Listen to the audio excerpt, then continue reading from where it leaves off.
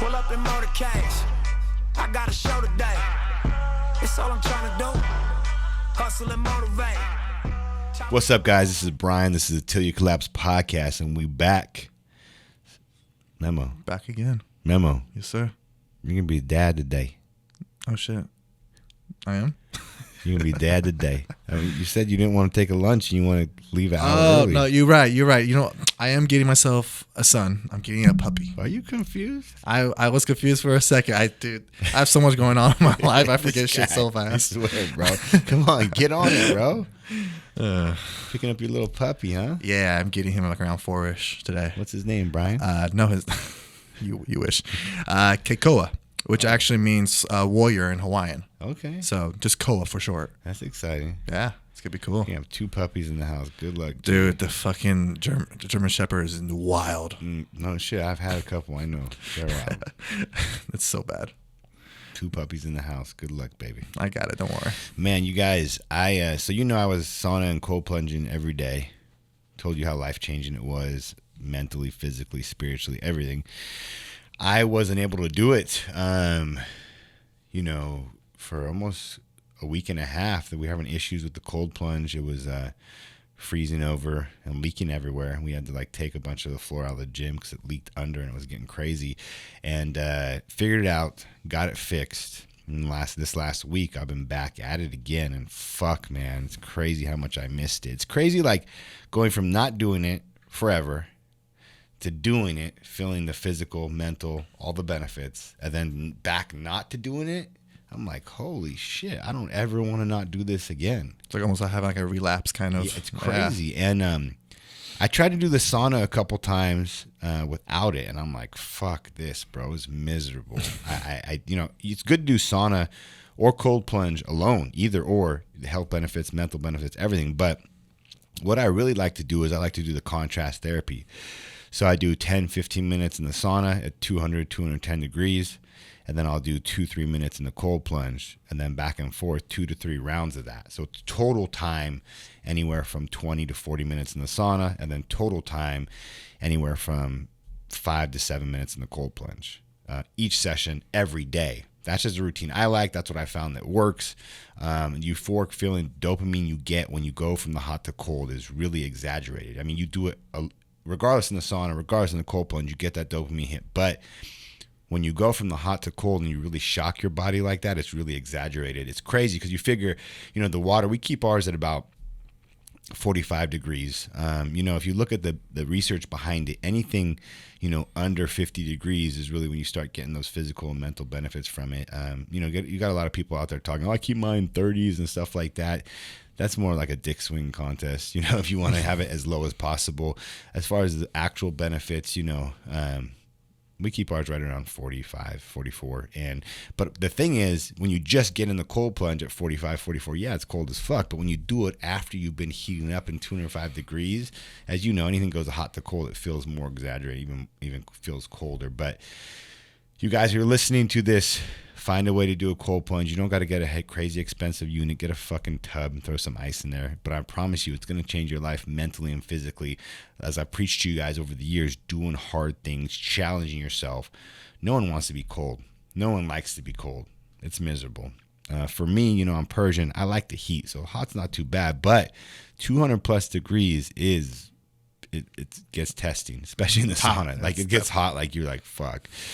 But yeah, I'm so glad to be doing it again. I'm feeling amazing. Man, I don't ever want that not to be my routine. It almost feels like I'm off without it. It's been crazy. So guys, I'm full for it. Please do it. You won't regret it, I promise. So what I'm going to talk about today's podcast is something kind of funny. I'm really dig into it and be really open with you guys. I am all the time, but this really has to do with business. It has to be your mindset towards business. Also, I'm going to talk about the apparel industry because it has to do with apparel. Apparel companies, apparel industry is one of the largest industries. Really, there's so many fucking apparel companies. The apparel industry is one of the most saturated, difficult fucking industries to get into for many, many reasons. Like I said, saturated. There's a crazy amount of competition. So many people doing the same thing as you. Number one. Number two, it's such the life cycle of apparel business is so small. The trends, apparel trends, what's hot, what's not, it goes so quick. It's crazy because by the time you're on a trend or you're manufacturing something, you can manufacture. It takes, say, 60 days to manufacture something. You manufacture something based on a trend, and by the time you actually get it, that trend can be over and you can't even sell the item. That's how finicky and crazy this fucking game is. And it's hard. I'm here to tell you, I'm doing this shit 10 years and it's fucking hard. And the amount of apparel companies that are end up being successful are a very small percentage. There's some that, you want to buy some t-shirts, cost $500 to make some t-shirts. Yeah, you have a company, but then you got to sell those t-shirts and then scaling that.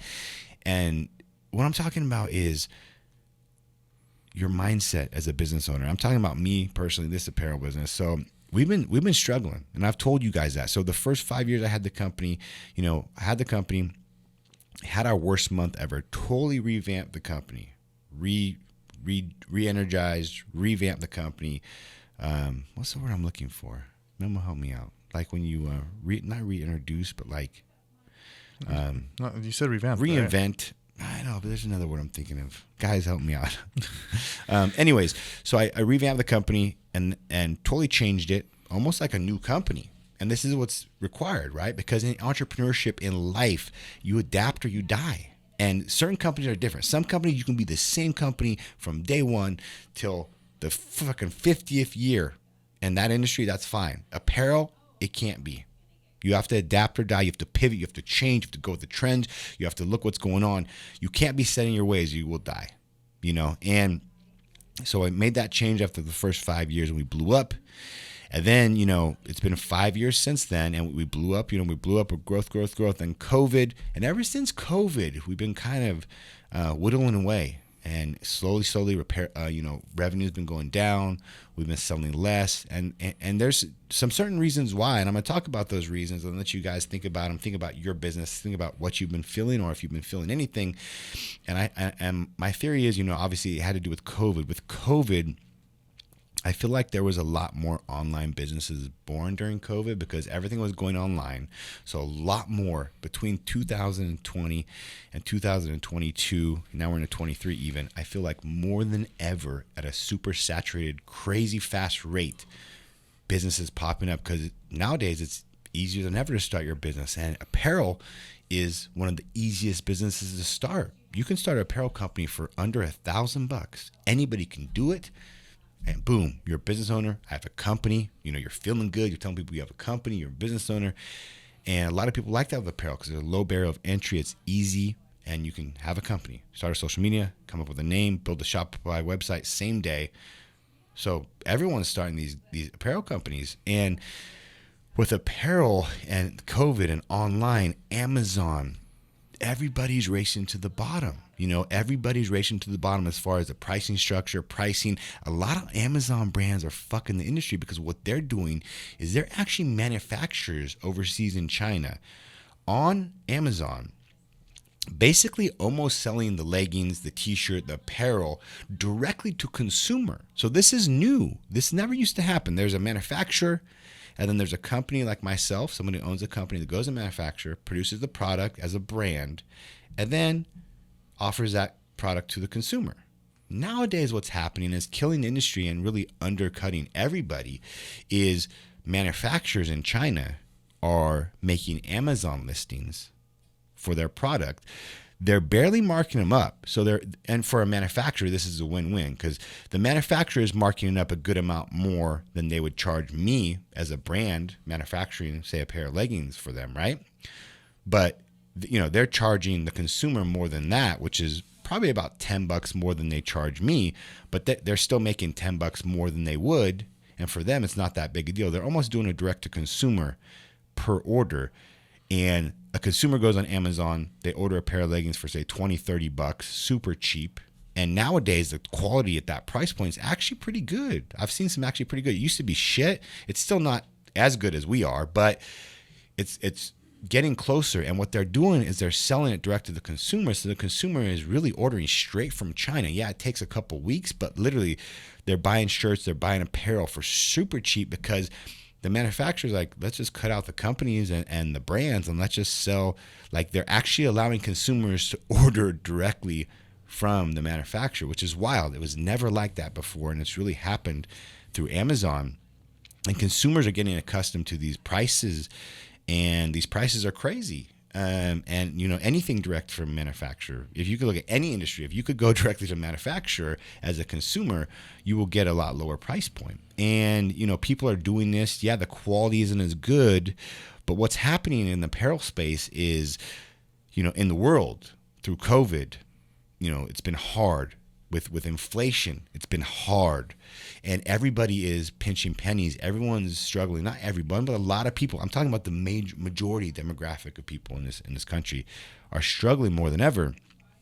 So they're saying, okay, I have a brand. I love a brand. I support like Til You Collapse. I love the mission and message behind that brand, the culture behind that brand. Because with the brand, that's why certain brands can charge so much. Like Lululemon, they charge $130 for leggings because of the brand. Louis Vuitton, they charge $4,000 for a bag that costs them maybe $400 to make. That's 10 times in their money. That's crazy, because they have a brand. They've created that over years, and they have a culture. And as an entrepreneur, your goal is you want to create a brand. You want to create a culture. You want to create something that people want, and that's how you add value to your product, and you're able to charge these deltas and these differences that are warranted because you created a brand. Well, that's getting harder and harder to do nowadays, because with the majority of people, the way the economy and inflation in the world is if I'm fucking Joe, and I'm making the same money I made for the last 5 years, but with inflation, I'm really making less money than I have ever in the last 5 years with gas and food and everything else increasing at the rate it is. And I like to buy my leggings, from TYC or whatever brand. I'm using my brand for example. Like I said, I'm being real with you. This shit is real and wrong. This is shit that I've been dealing with, and this is my first rodeo being an entrepreneur. So I'm real with you guys, and this shit actually fires me the fuck up. I love it, because I've been feeling lately like I did the first 3-4 years, which the difference about me is I love being in the dirt. I love the grind. This shit makes me feel excited, and I actually like this more than quote unquote when it's going easy. Believe it or not. I'm not normal. I've told you guys that I truly am not. So, I love the brand. Their leggings are $60. I love what they stand for. Till You Collapse. The whole meaning behind that brand, the culture is when you put those leggings on, you feel that and you represent that. There's something behind that. People relate with that versus fucking Joe Smo Amazon brand. I don't know who the fuck they are. They don't care who I am. The customer service is horrible. There's no meaning behind that brand. There's no culture behind that brand. I don't give a fuck. Normally there'd be no choice. The quality isn't as good, but here's $60 for these leggings with a brand I know, love, and they're going to go above and beyond for me. They mean something. And then these leggings here look the exact same, and they're $25. They're less than half off. They're 60% less. They're 70% less. Well, I know the quality isn't quite the same. I don't know who that brand is. There's no customer service. They take 2-3 weeks to ship to me. All those reasons, of why, there is that difference. But the issue is the quality of these lower priced leggings is finally catching up. Just being real with you guys. It's reality apparel game. The quality of these manufacturers that they're offering at this price point is better than it's ever been. Let's be real. And people are struggling more than they've ever been. So now, when in the past it was a no-brainer, well, yeah, if I'm going to save $40 from buying here versus here, and that $40 is going to go in my gas tank instead of to this extra a piece of apparel, and $40 is going to go in my gas tank. The last $40 I have this month, and it's going to get me to my job where I can make more money. You guys get where I'm going with this? You get where this is just the nature of where we're at now. In the game, in the industry, especially the apparel industry. Every industry is different, but I'm speaking to the apparel industry, and it's bleeding over to a lot of different. The food industry. I know a lot of people in food businesses that are really struggling because at the rate the food prices are going on their end is crazy how that's rising, and then they can't charge consumers that much of a difference to make the same kind of profit margin, so they're fucking struggling worse than ever. Food margins are already small as fuck. They're smaller than ever now. Everyone's feeling it in one way or another. So how do we combat this? How do you combat this? Well, you continue to go above and beyond as a company. You have a mission and a message and a culture and customer service that's fucking undeniable. A product that's undeniable. You have to have that. You have to continue to pound down on that. But like I'm saying, even doing that, it's still becoming harder than ever because of all those reasons I just explained to you. So what we're having to do is we're having to revamp our brand. We're going through a whole brand revamping right now. We're revamping the products that we offer. We're revamping our price points. We're also going back to old school. Here's the thing, brands, especially in apparel, they go through life cycles. They go through times when they're hot, times they're not. You can remember brands like Affliction and Ed Hardy and these crazy brands back in the day that, like, when they caught fire and they were the hot brand to have, everyone was wearing them. They were blowing up, and then now you never hear about them anymore. They fizzled out. Like that. Think about how many brands you've thought about, like they were hot and then they're not. Quick, then this game is difficult because with apparel, it's very finicky like that, where stuff goes in and out. So we're revamping everything. We're offering products that we've never offered. We're changing our complete price point of all of our products to be more competitive. We're doubling down on our customer service and going above and beyond.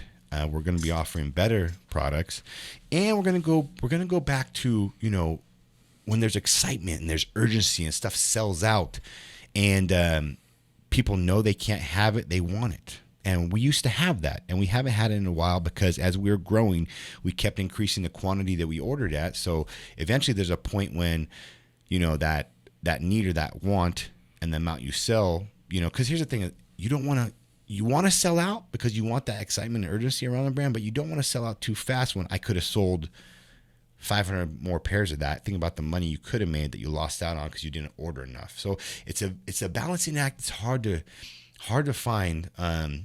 And, we ended up buying a lot, as we were growing. And then at the same time, things were changing. We got caught with a lot of inventory.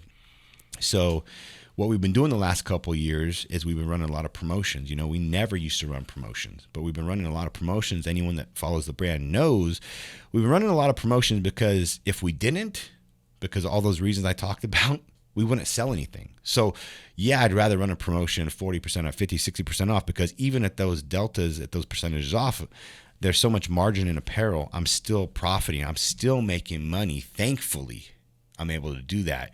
But the choice is either do that or don't sell anything. So we're running. We have this promotion running right now that's more than we ever have done because we already have changed our prices on our site to kind of reflect the direction we're going, and then we're doing more percentage than we ever have done. On top of those prices, this stuff is selling for almost our cost, which is amazing value for what you're getting. You can't, it's unheard of what we're offering. Because like I said, we love our customers. Hopefully they realize the value they're getting. Like I love kind of giving back to them in that aspect. But we are not running any more sales. Like we're getting away from that because, a lot of companies do that. That's their model is sales, dirt cheap. And I get that because they're going for the volume. They want volume, super low prices, but it's hard to be truly successful like that. If you're looking in a business, really the sweet spot I feel like is a blend in the middle there where you're having a really good, decent profit margin. You're offering a really good, like the consumer feels like they're getting a great price for something. You can figure that out. And that's what we're trying to do. What amazing value price is, but it's full price. It's like our price, no sale. They still feel like they're getting a value. We're still making an okay profit margin to grow the company, to pay people here well, to build the company, to invest in other products. Because if you have these super discount brands mindset, you have to do such large volume to even hopefully you get to that point where you have such amount of money that you can get to that point. So, and we're just trying to figure it out. Like I said, we're figuring this shit out, and it's amazing, and it's fun, and it's a grind, and you're living it, and I'm explaining it to you, and being candid and real with you. And it's I'm experiencing it at 40 years old, and it's fun to me. And one thing I want to make clear to you guys. So we sent out a text and an email at this big promotion, this last sale we're doing. What I was going to say, actually, I forgot, is we're going to go back to, lower quantities. We used to do real lower quantities, real limited edition, where stuff was ordered in small batches, and we used to sell out because there wasn't much of it. And we're going to go back to that because we're going to start selling out again. We want people to realize, like, if they don't get our brand when we release it, they're going to miss out on these amazing things that we're releasing. So anyone listening to this, realize that when we start releasing our new stuff here in the next 2-3 weeks, it's going to be very small quantities, and it's going to sell out maybe in the first hour of the release. So there's no waiting around. Like, I know our customers are getting conditioned to wait around for us to release something and then run a promo on it a month or two later and just get it for a better value. But I'm telling you that the price we're all going to be offering at is basically like a sale price. It's a great value up front, and it's something that we're probably not going to make again, and it's going to be an amazing product that is going to sell out. So if you like it, fucking buy the shit. Don't wait on it. Damn it, what was I saying, man? I fucking forgot. This is old man shit. See, I went backwards, and I don't want to forget that part. Going back and forth. I'm not too sure. I know, because you don't listen to me. You just sit there with a blank fucking stare. Well, I'm listening to everything you're saying because you're saying a lot. I know. You're saying, yeah, bro. I'm spitting. You're spitting. spitting. Hopefully they can keep up with it, because it's a lot of shit I want to say, and I'm just fucking spitting out like a rap on this mic. Oh, yeah. I just downed that energy drink. But you're talking about the sell, your last sell that we're doing. Oh, what I want to tell you guys is your mindset as an entrepreneur. This shit is very hard. It's not for most people. It's not the glam and the happy shit and popping bottles and all this shit, throwing cash that they show online, trying to glamorize this lifestyle. It's not. It's not for most people. That's why most people aren't entrepreneurs. It's not. It's hard mentally. It's hard physically. It's hard in every which way. And what I want to tell you is, we sent out a text and an email. And we said final sale, because this is the final sale. Other than maybe once a year for Black Friday during the holiday times, that's what we used to do as a company. We're going back to our roots. This is it. So we said final sale, and it was funny because when we put that out, because what we're going to call this sale, we're going to do semi-annual sale, and then memorial sale. Then I was like, I don't want to do memorial sale, because I feel like I honor and I respect military people, especially what this holiday means coming up, Memorial Day, and people losing their lives protecting our country and the ultimate sacrifice. And I don't like profiting from that. And as a company, I feel like companies try to use any holiday they can to, like, this is why we're offering a sale, which I get it, because people are struggling. Every company's doing a sale. But for me personally, I don't like to use, those military ones, especially this one, so I just I don't want to call it Memorial Day sale. We're not. And I didn't want to call it semi-annual sale, because I'm like, we're not doing sales anymore. Like, this is it. Like, how can we let them know this is it? And we just thought we're meeting as a team. We're like, let's call it the final sale. We didn't call it going out of business sale or anything like that. We just called it final sale. And I feel like that's pretty direct and no nonsense, like me, right? And we sent it out there, and then we got a lot of people texting us, emailing us, DMing us, like, oh my God, are you guys going out of business? Oh my God, are you guys going out of business? You guys are going out of business? And let me make one thing clear to you guys. We're never going out of fucking business. As long as I'm 6 feet above this ground and I got air in my motherfucking lungs, I will never fucking quit. I won't quit on my team. I won't quit on my family. I won't quit on my customers. And I won't quit on myself. I can promise you that. 100%. You only fail if you quit. The company only dies if you quit. Now, here's the thing. You have to adapt. You have to evolve. You have to pivot. You can't be so hard-headed and stuck in your ways that you're going to end up having to quit, because you're literally going to have no money and nowhere to go. So if you're going in a certain direction, have a realization that this is not the right direction. This is not the way my company should be going. The money is not looking right. And make a change and make it right. And make as many motherfucking changes as you have to make to get it right. But you're not quitting. I don't want to quit. I love this shit. I do this shit every day, and I fucking love it. 10 years in. Because I created a life that I love. I created a life that I love. All you guys are complaining about your life, then create a different fucking life. Do something else. Get another job. Change your partner. Like, if you're not happy with where you're at, you're only stuck there because of your damn self. And that's real. So like I said, I will never fucking quit until I'm dead. And that's real. Because I love entrepreneurship. I love business. I love fitness.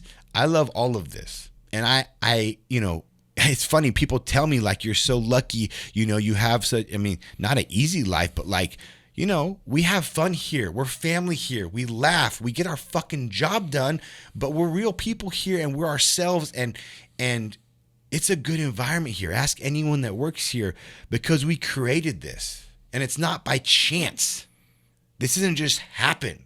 Like I didn't just fall into this. Like I thought, what would I love doing for the rest of my life? What kind of environment, what kind of culture could I imagine coming to? And that's why, like, this doesn't seem like a job. Yes, it's a job, but it's not. Like, I come here and we fucking make shit happen and we build this thing and we have fun and we laugh and we enjoy it. And we're finding people that feel that same way and building that culture and really is the key when you have a company. But like I said, guys, if you want to have a life that doesn't seem like you're such a grind and like you're just working every day, you're miserable to go to work and you're not enjoying it, then create the life that you want. Create the life you want to live. You have that power. That power is on you.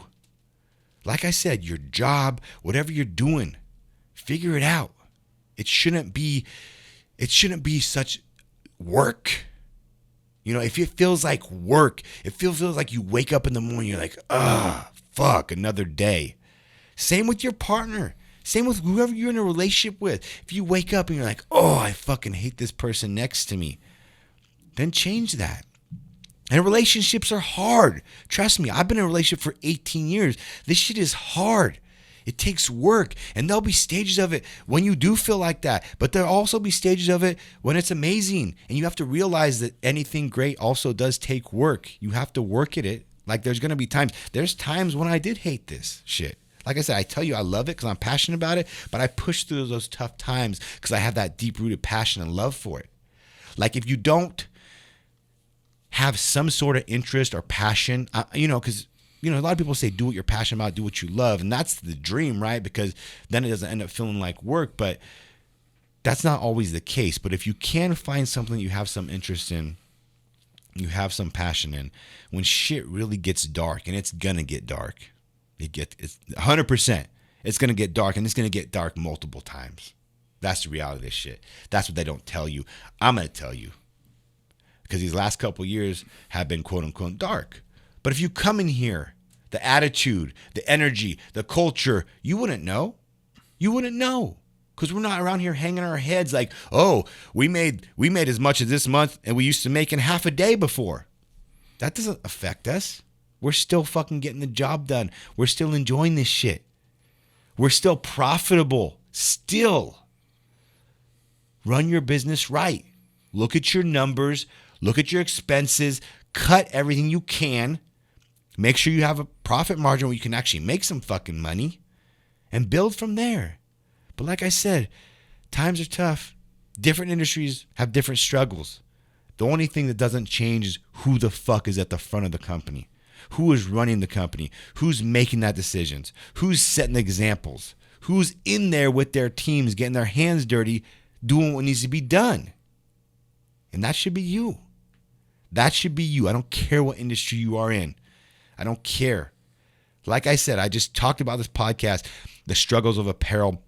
I have multiple friends with 7, 8-figure apparel companies, have conversations with them. They're dealing with the same things. They don't sell leggings. They have different apparel brands. But I actually talked to one yesterday. They're dealing with the same things. It's not just me. It's not just you. It's us collectively. So also find other entrepreneurs. Find entrepreneurs you can in a similar industry. A lot of times you think like we're competitors. No, man. There's enough out there for all of us to eat. I don't give a fuck if you have another apparel brand. I honestly want to see you win. I want to see you feed your family. I want to feed my family. There's enough people and customers out there for all of us. Trust me. Change that mindset up, because the relationship you make with someone in the same industry of you, doing the same thing as you may be surprised. You have a conversation with them. They may help you solve a problem that you both are dealing with. They may have solved it and talked to you about it. That scarcity mindset, don't have it. Have an abundance mindset. There's plenty of fucking paper out there. That's why there's so many fucking apparel companies. There's so many companies really of anything when you think about it. So make aligned relationships. You can call someone. Sometimes it's nice to hear that you're not the only one. Sometimes you're going to feel like you're the only one. So when you're part of these entrepreneur groups, when you have people that are doing the similar thing as you and you can talk to them, then you don't feel like you're such alone. Because there's times in this game you feel like you're alone. I promise you that. And you're not. Man, I was just going, bro. That's going to sound like a lot of fucking shit. 31 minutes of spitting. How long? 31 minutes. Damn, 31. This is the longer one.